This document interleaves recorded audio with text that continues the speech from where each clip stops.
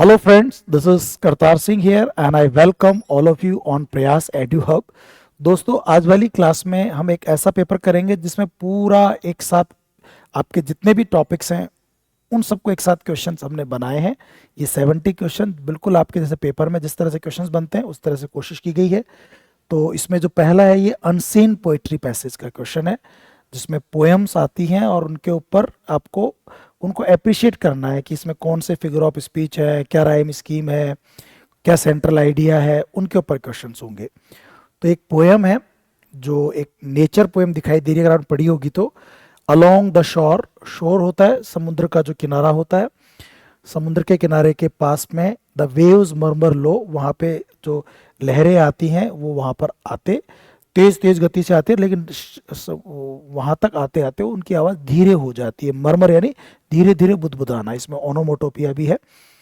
Slow हो जाती है। Secrets of the deep only they know, और उनकी जो गहराई के सीक्रेट्स हैं केवल वही जानती हैं। कितनी गहरी हैं वो लहरें, कितने गहरी समुद्र की वो बातें हैं, वो केवल secrets of the deep.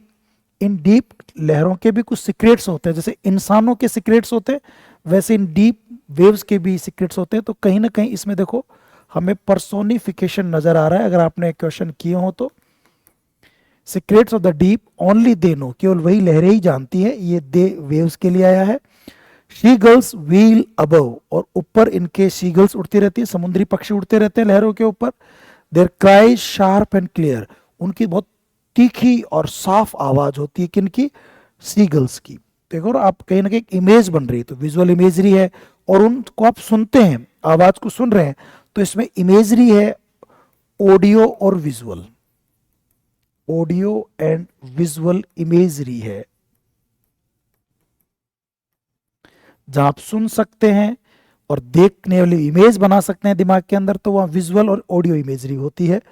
Marking the rhythm of tides that appear, और इन टाइड्स जो लहरें आती है ना, इनकी एक रिदम होती है, एक आवाज होती है। कभी समुद्र किनारे जाके सुकून से बैठना, आपको इन लहरों में एक आवाज, एक म्यूजिक सुनाई देगा, तो वो महसूस होता है। रिदम, एक लय सुनाई देती है।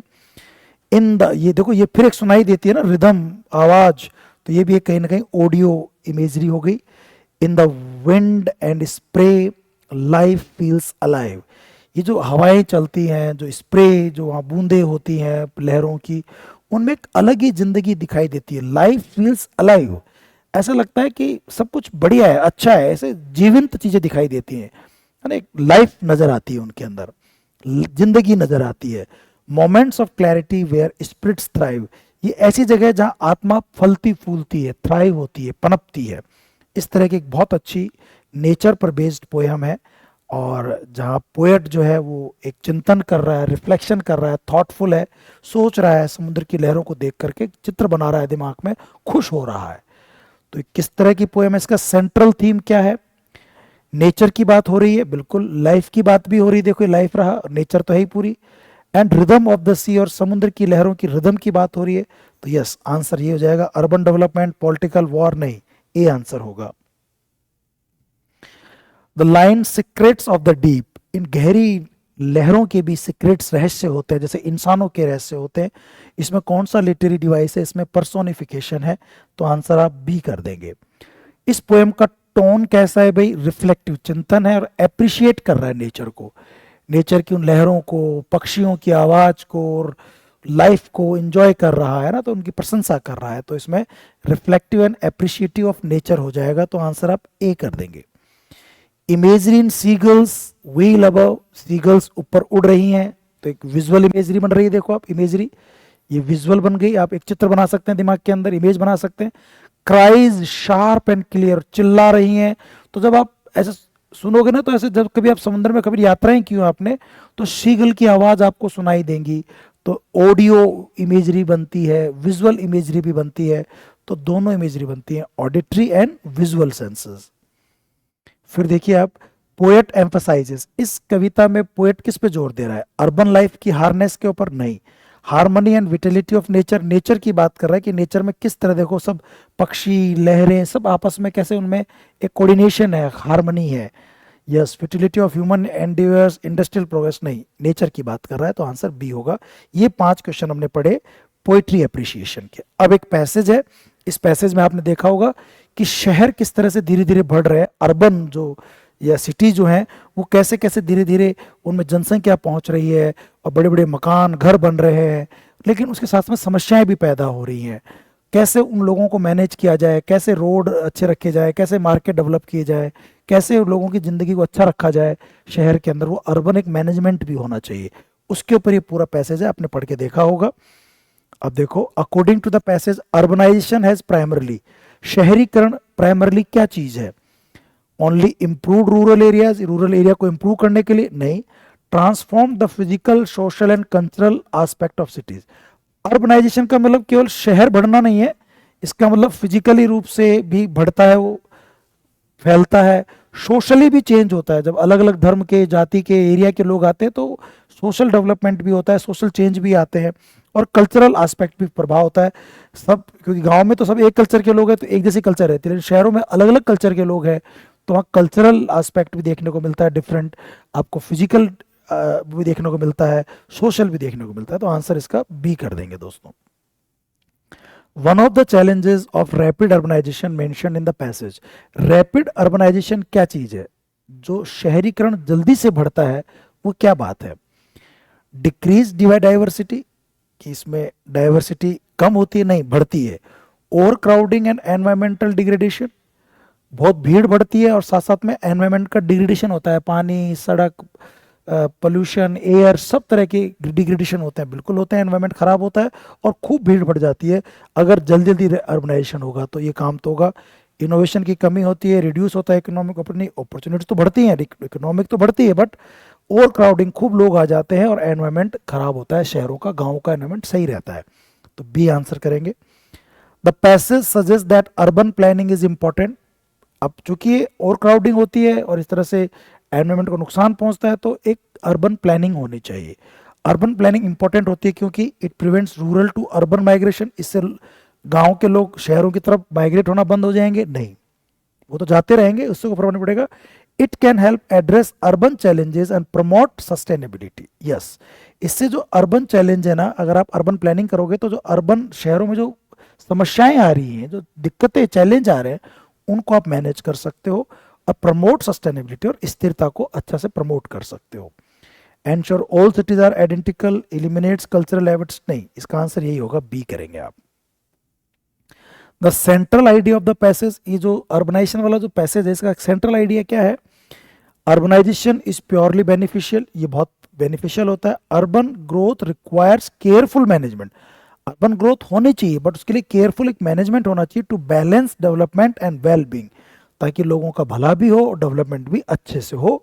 तो यही आंसर हो जाएगा, बी कर देंगे। इसमें एक क्वेश्चन और है, the tone of the passage, इस पैसेज का टोन कैसा है? ये रिफ्लेक्टिव है, आप जो लेखक है वो चिंतन कर रहा है और एनालिटिकल और विश्लेषणात्मक अध्ययन कर रहा है कि हमें शहरों के लिए क्या करना चाहिए, है ना, उस पर एनालिसिस भी कर रहा है। तो आंसर आप इसमें ए कर देंगे दोस्तों। ये अब ये एक थोड़े ग्रामर के क्वेश्चन आगे देखो। अब has been working, the verb phrase, इसमें वर्ब कौन सी है भाई? हैज बीन वर्किंग जो है वर्ब है, ये किस टेंस की है? सिंपल एस्पेक्ट, परफेक्ट, प्रोग्रेसिव और परफेक्ट प्रोग्रेसिव। हैज बीन तो परफेक्ट हो गया, प्रोग्रेसिव यानी कंटिन्यूअस होता है, तो प्रोग्रेसिव मतलब कंटिन्यूअस होता है, तो ये परफेक्ट कंटिन्यूअस टेंस है, has been working, perfect continuous. तो आंसर क्या कर देंगे? डी कर देंगे। ट्रांजिटिव वर्ब कौन सी है? अराइव, पहुंचना, आई अराइव्ड एट दिल्ली, इसके बाद ऑब्जेक्ट नहीं आ रहा। ट्रांजिटिव वर्ब वो होती हैं जिनके बाद ऑब्जेक्ट आना जरूरी है। अराइव के बाद ऑब्जेक्ट आना जरूरी नहीं है, स्लीप के बाद नहीं है जरूरी, नहीं। सॉल्व, सॉल्व के बाद हल करना, हल करना किसी मुसीबत को, सवाल को, क्वेश्चन को है, तो इसके बाद ऑब्जेक्ट आना चाहिए। सॉल्व ट्रांजिटिव वर्ब है। अकर, इट अकर्ड, व्हाट अकर्ड ये नहीं है, हैपेंड, अकर, अराइव, स्लीप नहीं है। सॉल्व जो है वो ट्रांजिटिव वर्ब है। The glass broke, here broke is, अब ग्लास ब्रोक, ग्लास टूट गया, ब्रोक के बाद कोई ऑब्जेक्ट है क्या? नहीं है, तो ये इंट्रांजिटिव। ऑब्जेक्ट आता है ना तो ट्रांजिटिव होती है। Will they complete it in a month, क्या वो इसे एक महीने में पूरा कर लेंगे? Will it in a month, ये एक्चुअली इस सेंटेंस का पैसिव वॉइस पूछ रहा है अपने से। क्या पूछ रहा है? पैसिव। आप इनके आंसर से देख भी सकते हैं। Will they complete it in a month, क्या वो इसे एक महीने में कंप्लीट कर लेंगे? तो इट जो है पहले ले लिया यहाँ पे, विल इट, और विल के साथ फर्स्ट फॉर्म है तो बी लग के थर्ड फॉर्म आएगी, be completed, will it be completed. तो ये पैसिव वॉइस बना है इसके अंदर, है ना। विल आता है तो बी प्लस थर्ड फॉर्म आती है, तो बी कंप्लीटेड आ गया, मॉडल के साथ बी प्लस थर्ड फॉर्म आती है तो पैसिव वॉइस हो गया। Generally honesty comes from the heart, from कर देना इसको ना, फ्रॉम द हार्ट। देखो जनरली जो है, जनरली, यूजुअली, है ना, ये प्रेजेंट सिंपल टेंस में आता है। Normally, daily, usually, present simple में वर्ब की फर्स्ट फॉर्म या फर्स्ट फॉर्म एसोरियस आएगा। अब यहाँ पे सब्जेक्ट आपका क्या है, ऑनेस्टी है, जो एब्स्ट्रैक्ट नाउन है, अनकाउंटेबल है तो सिंगुलर माना जाएगा, सिंगुलर वर्ब आएगी तो कम में एस लगा दोगे। ये टेंस का क्वेश्चन था। The population of the world, जो दुनिया की जो जनसंख्या है वो बढ़ चुकी है बहुत तेजी से, हैज रीजन। ये सब्जेक्ट वर्ब एग्रीमेंट का क्वेश्चन हो गया। और यहाँ पे सब्जेक्ट जो है पॉपुलेशन है और पॉपुलेशन बहुत बढ़ गई है, रीजन जो है वर्ब की थर्ड फॉर्म है तो हैज हैव आएगा वर्ब की जगह। और चूंकि पॉपुलेशन अनकाउंटेबल नाउन है तो हैज यूज होगा, तो 96 का बी करेंगे। They made him chairman of the development, इसका हमें पैसिव वॉइस बनाना है ना, जो आप सेंटेंस देख के पता चल जाएगा। दे सब्जेक्ट है, मेड जो है वर्ब की सेकंड फॉर्म है और हिम ऑब्जेक्ट है। इसमें ऑब्जेक्ट को पहले लिया, यहाँ चेयरमैन को भी पहले लिया, तो चेयरमैन भी ऑब्जेक्ट है, सही है। नहीं नहीं, चेयरमैन कॉम्प्लीमेंट है, सॉरी, ये कॉम्प्लीमेंट, चेयरमैन से नहीं बन सकता भाई, है ना। ये ऑब्जेक्ट है, उसको क्या बनाया, चेयरमैन। चेयरमैन किसको बनाया, उसको, तो ये कॉम्प्लीमेंट है ऑब्जेक्ट का। कॉम्प्लीमेंट से जो है वो पैसिव वॉइस नहीं बनते, तो हिम से ही बनेगा, ही, और सेकंड फॉर्म में तो वॉज आएगा, ही वॉज मेड चेयरमैन, है ना, ये बनेगा answer, was made. The report surprised all of अस, यहां पे सरप्राइज देखो सेकंड फॉर्म है, और ऑल ऑफ अस जो है ये ऑब्जेक्ट है, ये पहले आ जाएगा। ऑल ऑफ अस चूंकि प्लूरल है तो were surprised, all of us were surprised, were surprised, surprised, has surprised, are नहीं, इसमें आंसर क्या हो जाएगा, ए कर देंगे। They propose a new model every year, every year ये भी पैसिव वॉइस का है, देखो active passive voice. They subject है, प्रपोज वर्ब की फर्स्ट फॉर्म है, ए न्यू मॉडल ये ऑब्जेक्ट है, तो ए न्यू मॉडल आ जाएगा, फर्स्ट फॉर्म में तो इज एम आर आएगा, इज प्रपोज्ड, यस, तो आंसर क्या हो जाएगा आपका बी। वर्ब देख लो, फर्स्ट फॉर्म है तो is am are third form आएगी, सेकंड फॉर्म है तो वॉज वर थर्ड फॉर्म आएगी, तो इज प्रपोज्ड आ जाएगा। She said do you like T, ये अब क्वेश्चन आ गया आपका डायरेक्ट इनडायरेक्ट का, क्या तुम्हें चाय पसंद है, तो शी सेड, सेड क्या हो जाएगा, आस्क्ड, तो टोल्ड वाला गलत हो गया। इफ से जोड़ देंगे, इफ से जोड़ दिया, दैट से नहीं जोड़ेंगे तो ये भी गलत हो गया। इफ से जोड़ा नहीं, इसमें जोड़ा नहीं, इसमें ये जोड़ा बस, इफ, और ये यू बन जाएगा, मी मान लेंगे यहाँ पे ऑब्जेक्ट, आई, और आई के साथ ये डू प्रेजेंट सिंपल है तो पास्ट सिंपल हो जाएगा, लाइक्ड, तो आंसर क्या कर देंगे इसका, आप ए कर देंगे। She asked if I liked tea, A answer होगा। He said why are you late, उसने कहा कि तुम लेट क्यों हो, तो ये भी इंट्रोगेटिव है, वाई से जोड़ेंगे, और वाई से देखो यहाँ जोड़ रखा है, she, he asked why, he asked why, why के जस्ट बाद सब्जेक्ट आएगा, सब्जेक्ट यू है जो यहाँ मी मानते हुए आई कर देंगे, वाई आई वॉज, यहाँ वॉज कर दिया, why I was late, am कर दिया, गलत हो गया, तो यही होगा, यहाँ टोल्ड कर दिया इसलिए गलत हो गया, तो आंसर क्या होगा इसका, बी होगा, है ना, 101 का बी आंसर कर देंगे। She said to him did you finish the job, उसने उससे कहा did you finish the job, क्या तुमने जॉब खत्म कर लिया, तो इसमें भी इंट्रोगेटिव है तो ये इफ से जुड़ेगा। शी आस्क्ड हिम, टोल्ड गलत हो गया, आस्क्ड हिम वेदर, यहाँ तक तो ठीक है। अब देखो इफ से जोड़ के यू बदलेगा हिम के अनुसार, ही, और डिड आ गया पास्ट सिंपल, तो पास्ट सिंपल को चेंज करते हैं पास्ट परफेक्ट, तो हैड थर्ड फॉर्म होगा, और हैड थर्ड फॉर्म केवल इसमें और किसी में नहीं दे रखी, इसलिए आंसर आपका क्या कर देंगे इसमें, आप बी कर देंगे। इफ शी, ये कंडीशनल सेंटेंस है और पहली कंडीशन है देखो will plus pass, will pass आ गया ना, विल प्लस फर्स्ट फॉर्म, तो इधर वर्ब की फर्स्ट फॉर्म या फर्स्ट फॉर्म एसोरियस आएगा। शी सिंगुलर है तो फर्स्ट फॉर्म में एसोरियस लगेगा, तो जहां एस लग रहा हो, एस लग रहा हो, वो आंसर हो जाएगा। स्टडीज में है तो आंसर आपका सी कर देंगे। If they had asked, if के साथ यहाँ पे हैड प्लस थर्ड फॉर्म आ गई, है ना, हैड प्लस थर्ड फॉर्म, तो उधर वुड हैव थर्ड फॉर्म करेंगे। वुड हैव थर्ड फॉर्म दे रखी देखो यहाँ पे, वुड हैव हेल्प्ड, ये तीसरी कंडीशन है ना, would have helped. If it is not, if के साथ देखो इज नॉट, वर्ब की सेकंड फॉर्म आ गई तो वुड प्लस फर्स्ट फॉर्म आएगा, वुड प्लस फर्स्ट फॉर्म यही दे रखा है ए में, तो आंसर ए ही हो जाएगा। क्वारल का सिनोनिम, क्वारल झगड़ा करना और फाइट यानी झगड़ा करना होता है, तो आंसर क्या हो जाएगा, ए हो जाएगा। रेयर यानी होता है विरल, जो बहुत कम होता है, कभी कभार होता है। तो जो कॉमन है नहीं, इजी है, हैवी है, अनयूजुअल। जो यूजुअल नहीं है वो रेयर है। तो आंसर बी कर देंगे। फिर देखो, आप थोड़ा इधर से पढ़ा देता हूँ, क्योंकि लगातार एक तरह से पढ़ाने दिक्कत रहती है कई बार। रेलेक्टेंट, रेलेक्टेंट होता है संकोची, जो संकोच करता है। इसका सिनोनिम अनविलिंग, जो जिसकी इच्छा नहीं है, इच्छुक नहीं है। हैप्पी, ईगर, प्राउड नहीं, यही आंसर होगा। इंस्टेंट, इंस्टेंट यानी होता है तुरंत, और इमिड ऐसा एंटोनिम पूछ रहा है। तो इमीडिएट तो इसका जो है वो सिनोनिम हो गया, तुरंत यानी जल्दी से, और डिलेड यानी देरी से। तो आंसर बी कर देंगे। जस्टिस यानी न्याय, और इसका एंटोनिम पूछ रहा है तो पार्शियलिटी, यानी कि भेद करना, अंतर करना, पार्शियलिटी करना, समान न समझना। तो बी आंसर करेंगे।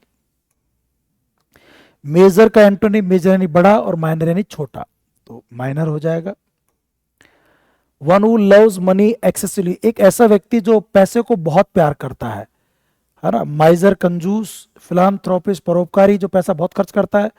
माइजरली, एवरिसस, एवरिसिस होता है जो लोभी होता है और पैसे को संचय करता है, पैसा बहुत इकट्ठा करता है, एवरिसस।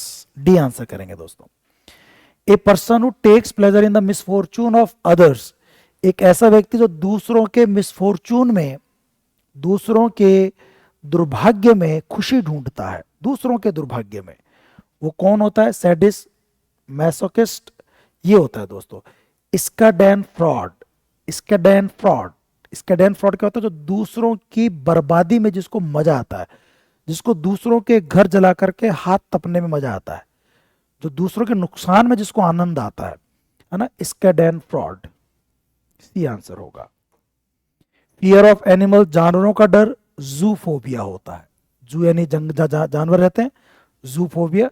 एंथ्रोफोबिया जो इंसानों से डरता है। एंटमोफोबिया जो कीड़ों मकोड़ों से डरता है। हेर्पेटोफोबिया जो सांप और अजगर जो ना रेप्टाइल्स होते हैं उनसे डरता है।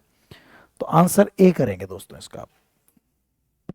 द ट्रेन विल अराइव, ये प्रपोजिशन क्या आ गई? ट्रेन पहुंचेगी एट 9 AM, 9 PM, 9 बजे। ए आंसर कर देंगे। He apologize for being late, apologize fix है, फॉर उसने लेट होने के लिए माफी मांगी। He we walk the park yesterday, हमने कल पार्क को वॉक किया, मतलब पार्क में चले। तो in the park, walked in the park, through the park, at the park, over the park, through the park.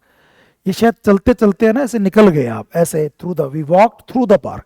किसी चीज के अंदर एक सिरे से घुसना, उसमें गति करना, और दूसरे सिरे से निकल जाना। तो हम लोग पार्क में से होकर गुजरे, गार्डन में से गुजरे। अगला क्वेश्चन देखो, ऐसे ही है। द थीफ रैन, भागा, थ्रू द गार्डन, है ना, गार्डन में से होके भाग गया हो। Through the garden, walk through, run through. He divided the cake into 6 pieces, उसने केक को 6 टुकड़ों में बांटा, बराबर बराबर से बांटना, इनटू आता है, divide into. She is capable of, fix है, कैपेबल के साथ क्या लगता है? Of. Jealous of, capable of, है ना, डिवॉइड ऑफ लगता है। द डेटा कलेक्ट केयरफुली, अच्छा ये सब्जेक्ट वर्ब एग्रीमेंट क्वेश्चन हो गया। डेटा जो है ये प्लूरल होता है डेटम का। डेटम सिंगुलर एक वचन, और डेटा प्लूरल, है ना, तो प्लूरल वर्ब आएगी आर। ऐसे होता है मीडियम सिंगुलर, मीडिया प्लूरल। अगला क्वेश्चन देखो, वही है हमारा। मीडिया, इसका सिंगुलर होता है medium. The media reporting the incident, तो मीडिया आर रिपोर्टिंग। मीडिया में न्यूज़पेपर्स और टीवी चैनल सब आते हैं, आर आएगा इसमें। The furniture in this room made of ऑक, ये भी सब्जेक्ट वर्ब एग्रीमेंट का है। यहाँ पे सब्जेक्ट द फर्नीचर है, जो अनकाउंटेबल नाउन होता है, सिंगुलर वर्ब आती है। सिंगुलर वर्ब में इज भी है और आर भी है, वॉज भी है।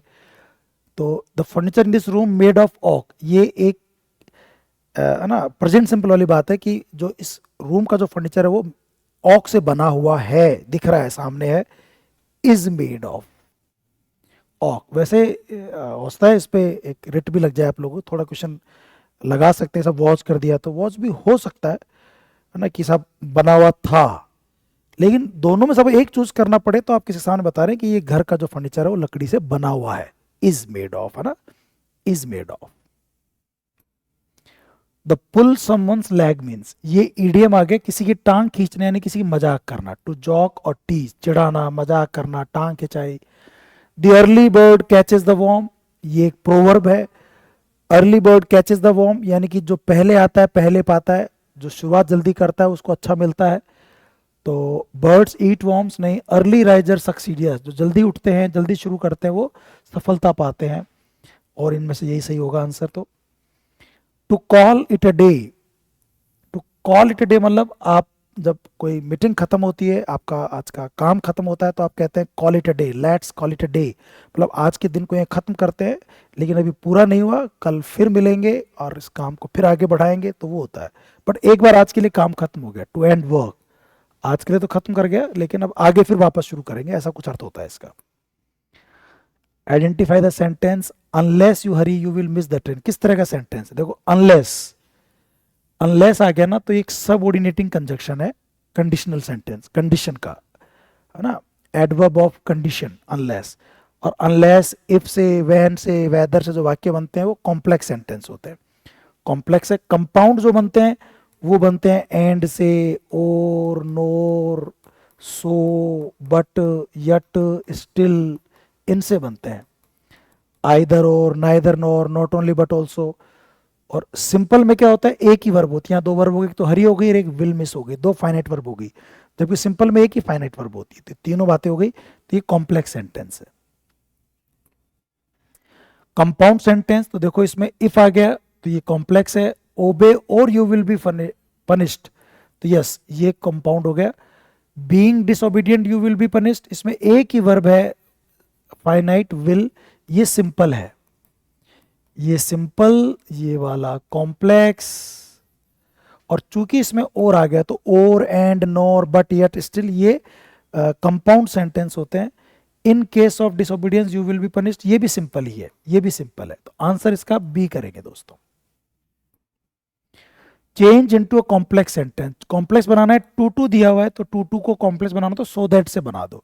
ही इज, यहाँ पे सो लगा दो और यहाँ पे दैट लगा दो, दैट के बाद ही के हिसाब से सब्जेक्ट आ जाएगा ही, और इज है तो कैन नॉट ऐसा आ जाएगा। तो ही is so weak that he can not walk, so weak that he can not walk. ये जो सेंटेंस है ये कॉम्प्लेक्स बन गया, और ये वाला सेंटेंस सिंपल है, सिंपल को अपन ने कॉम्प्लेक्स में बना लिया, he is so weak that he can not walk. A sudden reversal of fortune, अब ये लिटरेचर में से क्वेश्चन आ गए भाई, लिटरेचर क्वेश्चन है, ड्रामा का क्वेश्चन है। A sudden reversal of fortune in a tragedy is known as, एक ट्रेजेडी जो नाटक होता है, ट्रेजेडी जैसे मैकबेथ है, हेमलेट है, ट्रेजेडी में आपको पता चलता है एक कि भाई यार ये गलत कैरेक्टर है, अच्छा कैरेक्टर है, उसको तो आप एनाग्नोरिसिस कहते हैं। आपको रिकग्नाइजेशन हो जाता है कि यार ये आदमी तो गलत था, जिसको आप सही समझते थे वो गलत निकल गया, तो पहचान गए आपकी ये गलत था, उसको आप एनाग्नोरोसिस कहते हैं। कैथारसिस, उसके बाद आप पश्चाताप करते हैं, अपना संशोधन करते हैं, है ना, तो वो कैथारसिस होता है। हेमाटिया एक बड़ी गलती होती है जो मुख्य कैरेक्टर में होती है, जिसकी वजह से उसकी बर्बादी शुरू होती है, वो हेमाटिया। और पेरिपिटिया, जब आपकी बर्बादी शुरू होती है, उसको जब आप किस्मत पलट जाती है, उसको आप पेरिपिटिया कहते हैं। तो आंसर इसका डी करेंगे। चारों वर्ड बता दिया आपको मैंने, एनाग्नोसिस यानी कि गलत अच्छे आदमी की पहचान होना, रिकग्नाइजेशन, कैथारसिस यानी आपका परिष्करण होना, आपका सुधार होना, इंप्रूवमेंट होना, हामाटिया यानी फैटल फ्लो, आपकी वो गलती जिससे आपकी बर्बादी हो रही है, और पेरिपिटिया यानी आपकी बर्बादी होना शुरू होना। एक character who contrast with the protagonist to highlight traits, एक ऐसा कैरेक्टर जो प्रोटैगनिस्ट की कमियां, जिसको आप तुलना करके कमियां अच्छाइयां देखते हो। एक तो होता है एंटागोनिस्ट, जो दुश्मन होता है उसका, प्रोटैगनिस्ट का, विलन होता है। तो एक होता है फोइल, जो सेकंड कैरेक्टर होता है। ये फोइल क्या होता है, जिससे उसको देख करके लगता है हमारा ये हीरो बढ़िया है, इस हीरो में ये अच्छी बातें और हैं, ये कमियां हैं, तो उस कैरेक्टर से कंपेयर करते हैं, उसको फोइल कहते हैं, जिसका कैरेक्टर से कॉन्ट्रास्ट होता है उसका, और हाईलाइट होती है उसकी गुण प्रोटैगनिस्ट के, वो फोइल की वजह से होते हैं। तो बी आंसर होगा। ए स्टेंजा कंसिस्ट ऑफ 4 लाइन्स, ऐसा स्टेंजा जिसमें 4 लाइन होती हैं उसको आप क्वेट्रन कहते हैं। सी आंसर होगा। Children were playing in the park, children है तो ये काउंटेबल प्लूरल नाउन है, इसके लिए कौन सा डिटर्मिनर यूज होगा या कौन सा एडजेक्टिव यूज होगा, एडजेक्टिव भी कह सकते हो। तो मच ये अनकाउंटेबल नाउन के लिए आता है, लिटिल भी अनकाउंटेबल नाउन के लिए आता है, ए लिटिल भी अनकाउंटेबल नाउन के लिए आता है, तो उसमें सेवरल आएगा। सेवरल यानी कई, अनेक, अनेक बच्चे खेल रहे थे, हालांकि ज्यादा संख्या नहीं थी, पर जितने भी थे ठीक थे, मतलब अनेक। सेवरल अनकाउंटेबल, सेवरल जो काउंटेबल नाउन के साथ आता है, प्लूरल के साथ, तो सी आंसर होगा। Which of the following sound is a glide, ये थोड़ा क्वेश्चन गलत हो गया। ग्लाइड जो होते हैं ना, ये वॉवल्स के लिए होते हैं, है ना, बट फिर भी ये ऐसा साउंड है जो हमारे यहाँ ना पोस्ट एल्विलर कहते हैं, और ये जो होता है, ये आपका आंसर इसमें आपने किया है, बट ये वैसे ग्लाइड जो है ना वोवल्स के लिए होता है, तो ये क्वेश्चन डिलीट होना चाहिए आप लोगों का, ये गलती से ऐसा क्वेश्चन आ गया है ना। ग्लाइड जो होता है ये वोवल साउंड्स के लिए होता है वैसे तो, बट ठीक है, इसमें ये क्वेश्चन पूछ लिया गया है कि इसमें से ग्लाइड कौन सा है, तो जो ये आंसर माना है, इसका वजह क्या है कि ये, है ना, थोड़ा सा वोवल की तरह होता है ना, कुछ जिसको हम लोग कुछ तीन ऐसे वोवल्स होते हैं, ये, रे और वह, ये, रे, वह, ये ना कुछ वोवल जैसे होते हैं, तो ये मैं न बे तो बिल्कुल नहीं होते, तो यह होता है ना, लास्ट में एक रे होता है, एक वह होता है, इनको सेमी वोवल्स कहते हैं, सेमी वोवल। तो उस हिसाब से ये हो सकता है अपना, यह इन तीनों में से एक ही दिया हुआ है, तो ये ग्लाइड इसलिए कह सकते हैं कि थोड़ा सा ये वोवल जैसा बोला जाता है, तो फिर इसका आंसर आप यह कर देंगे। आई मैट हिम आर अगो, ये आर्टिकल का हो गया, तो आर जो है इसमें एच साइलेंट है, आर की साउंड वोवल साउंड आएगी तो एन आएगा, मैं उससे 1 घंटे पहले मिला था, आर के साथ एन यूज करेंगे। द जो साउंड है, द ये डेंटल होता है, फ्रिकेटिव होता है, लेकिन ये द, देखो थ और द, ये दोनों डेंटल होते हैं, ये वॉइसलेस और ये वॉइस्ड होता है, तो वॉइस्ड डेंटल फ्रिकेटिव होगा, बी आंसर करेंगे। जो है होता है ये वॉइसलेस होता है, लेकिन वे ये वॉइस्ड होता है, voiced dental fricative. There are mistakes in this paragraph, अब देखो मिस्टेक में एस लगा हुआ है, तो ये काउंटेबल प्लूरल नाउन है, तो लिटिल नहीं आएगा, मच नहीं आएगा, ये लिटिल नहीं आएगा, ए फ्यू आएगा। There are a few mistakes in this paragraph. Poor should be help by the government, गरीबों की गवर्नमेंट द्वारा मदद होनी चाहिए, तो पुअर एडजेक्टिव है, लेकिन ये पूरी जाति का बात कर रहा है, तो द लगेगा। The poor should be help, गरीबों की मदद होनी चाहिए, the poor means poor people, तो जब एडजेक्टिव के साथ आप पीपल जोड़ सकते हैं, पूरी जाति की बात करता हो, तो उसमें आप आर्टिकल द का यूज करते हैं, तो द पुअर, सी आंसर हो जाएगा। He bought furniture for his new house, अब फर्नीचर में थोड़ी देर पहले बात कर रहा था, ये अनकाउंटेबल नाउन होता है, तो मैनी नहीं आ सकता, फ्यू नहीं आ सकता, सम आ सकता है, सम दोनों के लिए होता है। सम जो होता है ये अनकाउंटेबल के लिए भी आता है और काउंटेबल प्लूरल नाउन के लिए भी आता है। Some water, I need some water, A तो आएगा नहीं, बॉट ए फर्नीचर नहीं। He bought some furniture for his new house, तो ये सम यूज कर लेंगे, क्योंकि मैनी और फ्यू तो गलत हो जाएगा, ये तो केवल काउंटेबल प्लूरल नाउन के लिए आते हैं, तो सम होगा इसके अंदर आंसर ना, सम करेंगे। Which of the following is a voiceless fricative, इनमें से कौन सा वॉइसलेस फ्रिकेटिव है। वॉइसलेस फ्रिकेटिव मतलब जो फ्रिकेटिव होते हैं, जो फे वे, है ना, फ्रिकेटिव्स की बात करें तो फे वे थे दे से 9 होते हैं, से जे शे जे और है। अब पहला वॉइसलेस, फिर वॉइस्ड, फिर वॉइसलेस, फिर वॉइस्ड, तो इनमें कौन सा दे रखा है, वे दे रखा है और फे दे रखा है। देखो ये तो कुछ गलती से लिखा हुआ नहीं है, वे और फे लिखा हुआ है, लेकिन पहले वाला वॉइसलेस है, तो फे होगा इसका आंसर, ये वॉइस्ड है। और फे फे फ, ये वॉइस है ना, क्या पूछ रहा है मुझसे, वॉइसलेस, फे और वे वे ये वॉइस्ड होता है, वे वॉइस्ड है और फे वॉइसलेस होता है, तो आंसर फे करेंगे। ग्रामर कम ट्रांसलेट मेथड को और किस नाम जानते हैं, ये पुराना मेथड है, क्लासिकल मेथड के नाम से इसको जाना जाता है, तो क्लासिकल मेथड यानी कि बी आंसर हो जाएगा। Which skill is given maximum importance in the direct method, direct method में सबसे ज्यादा इंपॉर्टेंस किसको दी जाती है। Direct method grammar translate method की कमी निकालने के लिए था, ग्रामर में लिखने और पढ़ने पे जोर था ग्रामर जीटीएम में, और डायरेक्ट मेथड में English should be taught through English, English को इंग्लिश से पढ़ाओ और बोल करके पढ़ाओ, सुन करके पढ़ाओ, तो लिसनिंग और स्पीकिंग पे जोर होता है।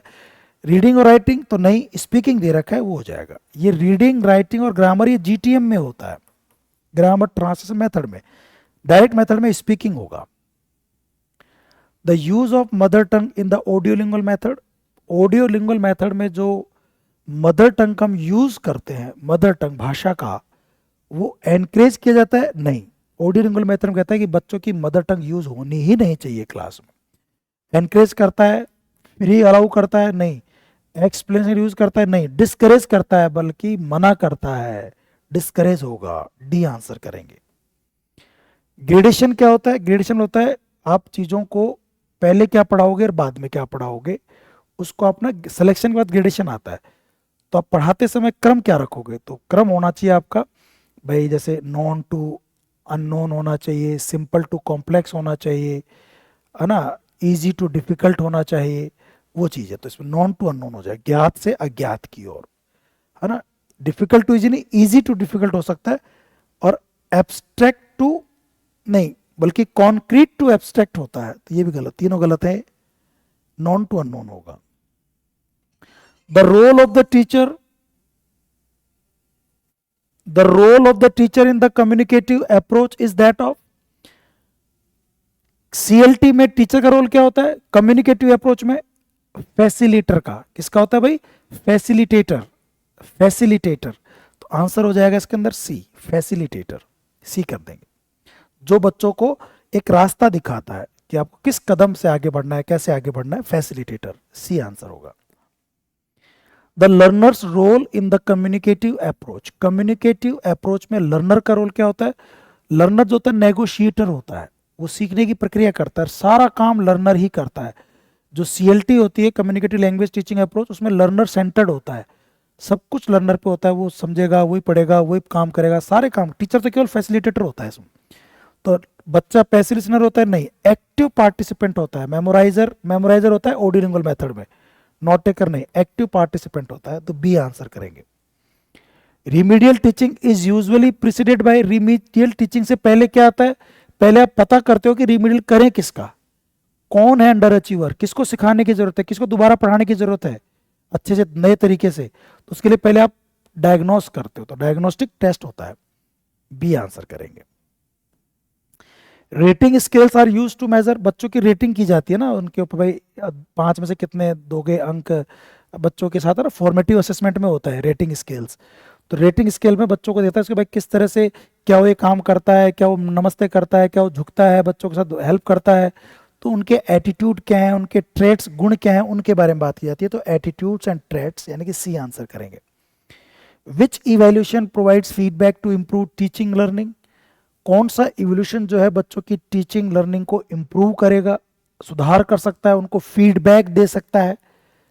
तो दो तरह के होते हैं, फॉर्मेटिव और असेसमेंट, वो समेटिव। समेटिव तो लास्ट में होता है, पढ़ाने के पूरे लास्ट में, फिर उसमें कोई फीडबैक नहीं होता, फेल पास होता है बच्चा, या तो अगली क्लास में जाएगा या वो नहीं जाएगा। लेकिन फॉर्मेटिव होता है जो आपको फॉर्म करता है, आपको सुधार करता है, आपको फीडबैक देता है। तो फॉर्मेटिव होगा इसमें दोस्तों, ये रहा आंसर सी। लास्ट है, which type of evolution focus on overall performance at the end, जो लास्ट में होता है वो समेटिव होता है। तो 150 का जो आंसर आप करेंगे वो क्या करेंगे दोस्तों? सी करेंगे, ठीक है ना। तो आई होप ये क्लास आपको बड़ी अच्छी लगी होगी, क्योंकि इसमें अच्छे क्वेश्चंस भी थे आप लोगों के लिए और आपको समझने भी मिला होगा। एक दो क्वेश्चन में थोड़े कंफ्यूजन थे, लेकिन वो मैंने बता दिया आपको साथ साथ में। और आप अपनी तैयारी को मजबूत करें, खूब अच्छे से पढ़ते रहें, है ना, कमी ना छोड़ें, अब वापस रिवाइज करते रहें। इंग्लिश में जो पढ़ रखा है आपने उसी को बार बार पढ़ें, और आपने जो एक दो पेपर और बचे हैं उनको भी आप देवें सीरियसली, अच्छे से पढ़ाई करके। ठीक है दोस्तों, best of luck, see you in the next class, bye bye and take care, चाओ।